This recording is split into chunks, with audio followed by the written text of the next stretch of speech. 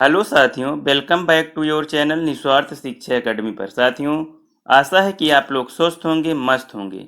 आज हम आपके बीपीएससी टीआरई 4 एग्ज़ाम के लिए जिसका नोटिफिकेशन आपको कुछ समय बाद देखने को मिल सकता है, उसी से रिलेटेड आज हम जर्नल स्टडी जो आपका एक यूनिट होती है उसकी प्रैक्टिस सेट की एक सीरीज स्टार्ट करने वाला हूँ, जो कि आपके टीआरई 4 एग्ज़ाम में बहुत ही हेल्पफुल होने वाली है। तो चलिए साथियों, उससे पहले प्रश्न स्टार्ट करने से पहले चैनल पर नए हो तो चैनल को सब्सक्राइब अवश्य कीजिए और पूरी प्रैक्टिस सेट जो है आप लोग देखिएगा, आपको बहुत ही हेल्पफुल होने वाली है। तो इसी के साथ हम अपने पहले प्रश्न की ओर बढ़ते हैं और पहला प्रश्न देखते हैं। हमारा पहला प्रश्न है, पहला आदमी जिसने चांद पर अपना पैर रखा था।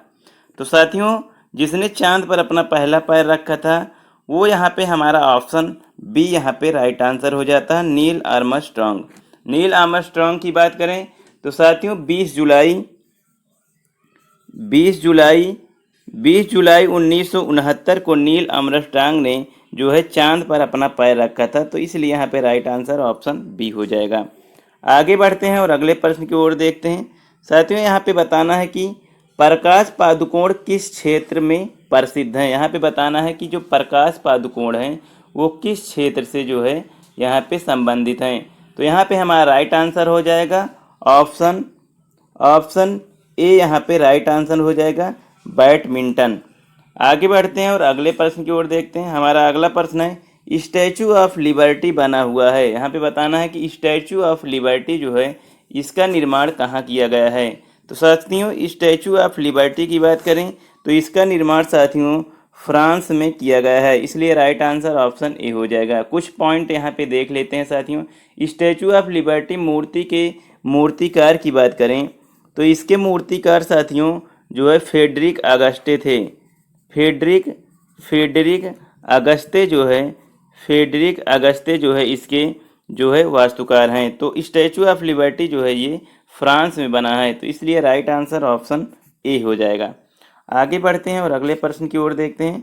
हमारा अगला प्रश्न है, टेलीस्कोप की खोज किस वैज्ञानिक ने की थी। यहाँ पे बताना है कि जो टेलीस्कोप है इसकी जो है खोज किसने की थी। तो यहाँ पे हमारा राइट आंसर हो जाएगा ऑप्शन डी। ऑप्शन डी की बात करें तो गैलीलियो ने जो है टेलीस्कोप की खोज की थी। साथियों, गैलीलियो की बात करें तो ये इटली के सुप्रसिद्ध जो है एक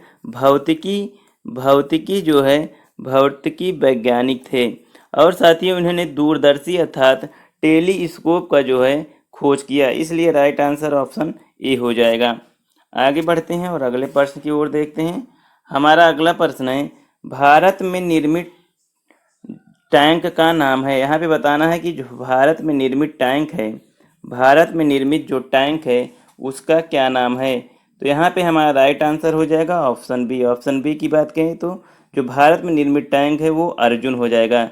साथियों, अर्जुन टैंक की बात करें तो अर्जुन टैंक को साथियों 15 जून 1993 को इसका जो है सफल परीक्षण जो है किया गया। उसके बाद इसको जो है अपने आर्मी अर्थात भारतीय सेना में जो है शामिल कर लिया गया। तो साथियों, इसलिए यहाँ पे हमारा राइट आंसर हो जाएगा जो भारत में निर्मित टैंक है तो वो अर्जुन टैंक है, ऑप्शन बी राइट आंसर। आगे बढ़ते हैं और अगला प्रश्न देखते हैं। हमारा अगला प्रश्न है, प्रथम भारतीय उपग्रह आर्यभट्ट कब छोड़ा गया। यहाँ पे बताना है कि जो प्रथम उपग्रह आर्यभट्ट था उसको कब छोड़ा गया। तो यहाँ पे हमारा राइट आंसर हो जाएगा ऑप्शन हो जाएगा, यहाँ पे हो जाएगा साथियों ऑप्शन बी। 19 अप्रैल 1975 को जो भारतीय उपग्रह आर्यभट्ट को छोड़ा गया। साथियों, आपको बता दें कि भारत का प्रथम उपग्रह जो कि आर्यभट्ट है, इसको बैकनूर में रूसी केंद्र में कासमोसो रॉकेट से, कहाँ से साथियों, ये बैकनूर में साथियों जो रूसी केंद्र कासमोस से जो है ये यहाँ पे 19 अप्रैल 1975 को छोड़ा गया। तो साथियों, अगर हम भारतीय उपग्रह आर्यभट्ट की बात करें तो जो भारतीय उपग्रह आर्यभट्ट है यह एक शैक्षणिक टेलीविजन प्रारंभ करता है, या इसे हम शैक्षिक उपग्रह के नाम से जानते हैं। इसलिए यहाँ पे आर्यभट्ट के द्वारा जो है यहाँ पे शैक्षणिक टेलीविज़न का प्रारंभ हुआ। इसलिए यहाँ पे जो है भारतीय उपग्रह जो प्रथम था वो जो है आर्यभट्ट था, जिसको जो है 19 अप्रैल 1900 जो है 75 को छोड़ा गया। इसलिए राइट आंसर ऑप्शन बी हो जाएगा। आगे बढ़ते हैं और अगला प्रश्न देखते हैं। हमारा अगला प्रश्न है दक्षेस अर्थात सार्क आंदोलन शुरू करने का उद्देश्य था। यहाँ पे बताना है कि जो दक्षेस अर्थात सार्क जो है आंदोलन शुरू किया गया है उसका उद्देश्य क्या था। तो यहाँ पे राइट आंसर हो जाएगा ऑप्शन डी। ऑप्शन डी की बात करें तो जो है क्षेत्रीय सहयोग अर्थात यहाँ पे क्षेत्रीय सहयोग जो है यहाँ पे दक्षेस आंदोलन शुरू करने का उद्देश्य था। इसलिए राइट आंसर ऑप्शन डी हो जाएगा। आपको बता दें कि बांग्लादेश के तत्कालीन राष्ट्रपति जियाउर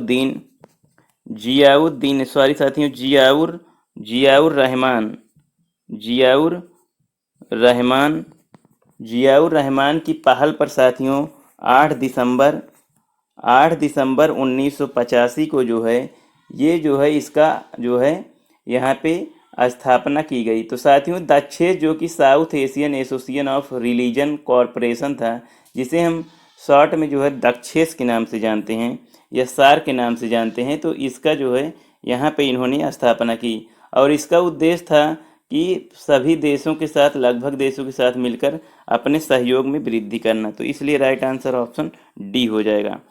आगे बढ़ते हैं और अगला प्रश्न देखते हैं। साथियों अगला प्रश्न है, यहाँ पे बताना है कि स्टेनले कप किस खेल से संबंधित है।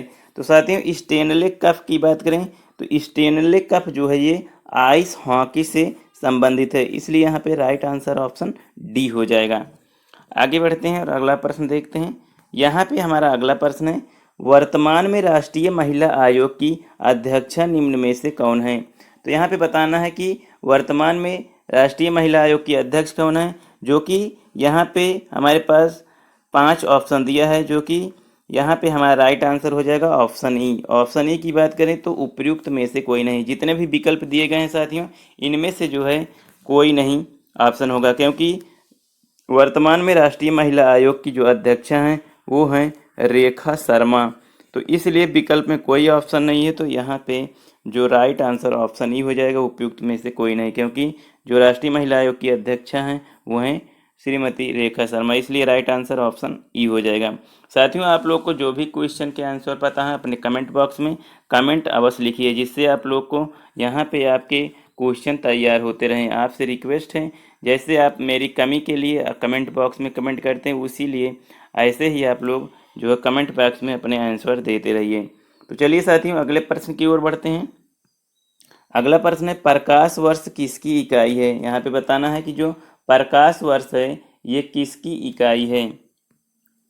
तो साथियों यहाँ पे हमारा राइट आंसर हो जाएगा ऑप्शन सी। ऑप्शन सी की बात करें खगोलीय दूरी की लंबाई, जो प्रकाश वर्ष से साथियों खगोलीय दूरी की लंबाई का जो है एक जो है अंतर्राष्ट्रीय पैमाना है, इसकी इकाई या यूनिट, इकाई जिसे हम यूनिट कहते हैं ये है। साथियों आपको बता दें कि अंतर्राष्ट्रीय खगोलीय संघ के अनुसार प्रकाश वर्ष वह दूरी है जो प्रकाश द्वारा निर्वात में एक वर्ष में पूरी की जाती है।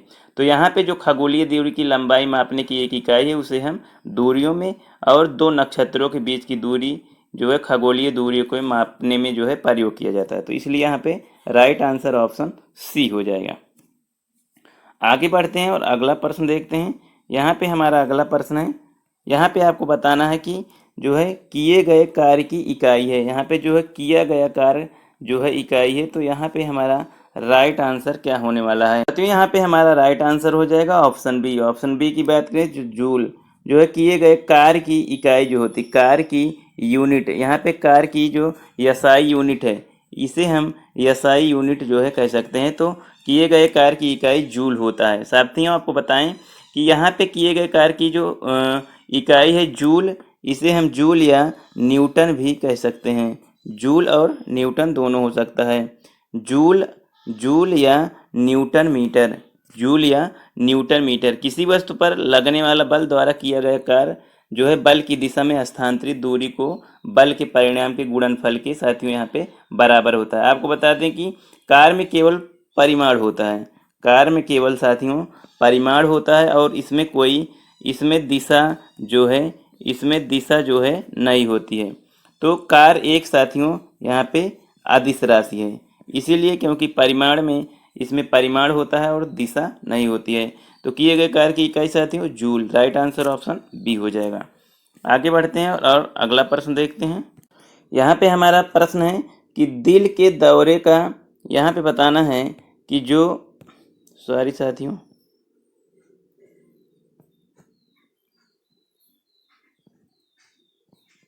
एक मिनट साथियों, यहाँ पे थोड़ा डिस्टरबेंस हो गया।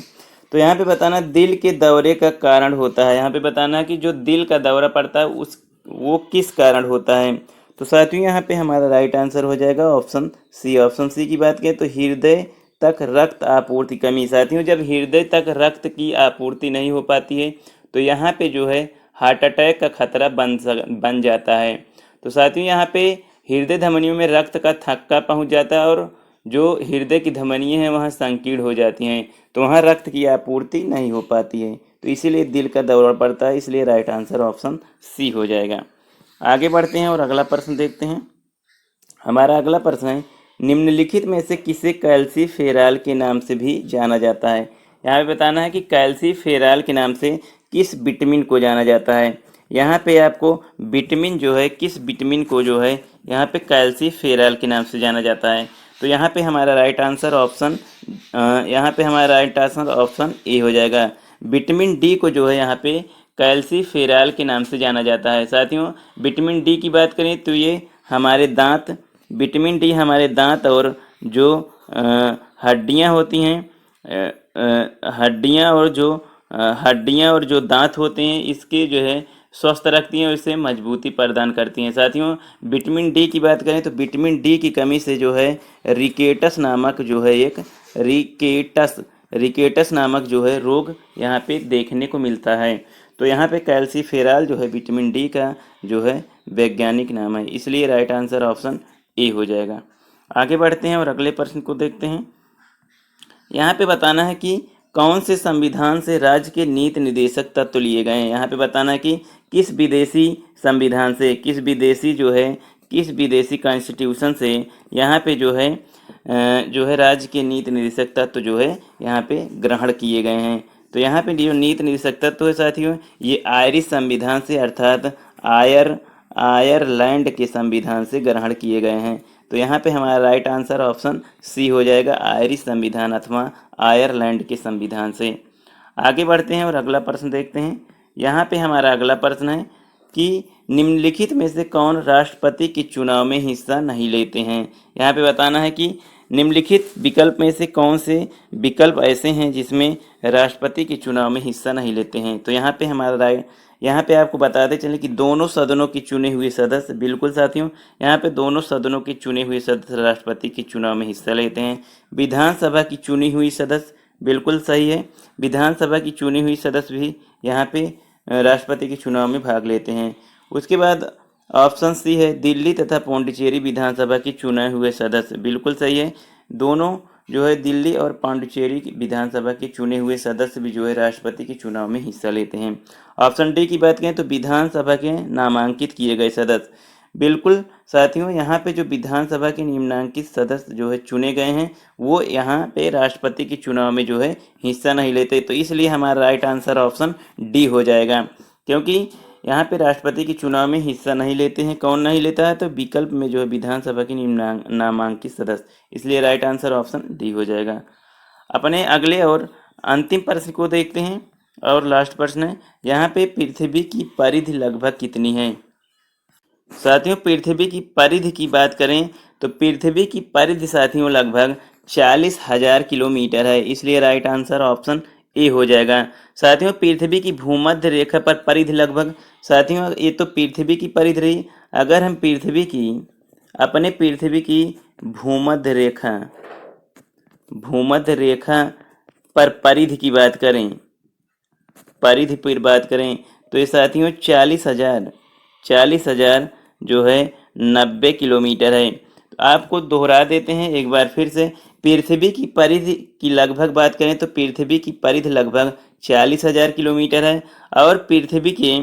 और साथियों पृथ्वी की भूमध्य रेखा की परिधि की बात करें तो लगभग 40,090 किलोमीटर है। तो साथियों, ये हमारा लास्ट क्वेश्चन था। उम्मीद करते हैं कि ये सारे क्वेश्चन, जो कि 16 क्वेश्चन आपको करवाए गए प्रैक्टिस सेट में, तो ये आप लोग को अच्छा लगा होगा और ये पूरी क्लास अच्छी लगी हो तो जो भी आपके साथी यहाँ पे बीपीएससी 4 की तैयारी कर रहे हो, बीपीएससी टीआरई 4 की तैयारी कर रहे हैं, उनको ये वीडियो जो है शेयर कीजिएगा। और आपको ये पूरी सीरीज, ये क्लास, ये प्रैक्टिस सेट अच्छी लगी हो तो साथियों लाइक अवश्य कीजिएगा, क्योंकि लाइक करने से हमको जो है मोटिवेशन मिलता है और आपको हम जो है नए नए क्वेश्चन जो है प्रोवाइड करते हैं। और चैनल पे नए विजिट कर रहे हो तो चैनल को सब्सक्राइब कीजिएगा। इसी के साथ साथियों अलविदा लेता हूँ। थैंक यू साथियों, जय हिंद।